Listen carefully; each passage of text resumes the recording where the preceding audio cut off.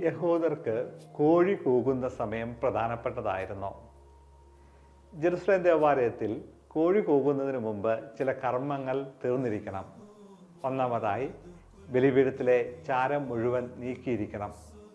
രണ്ടാമതായി, ബലിയർപ്പിക്കേണ്ട പുരോഹിതർ റെഡിയായി ദേവാലയത്തിൽ എത്തിയിരിക്കണം.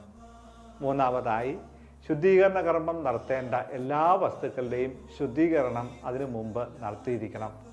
ഇതിനുശേഷമാണ് കോഴി കൂവുന്ന സമയം വരേണ്ടത്.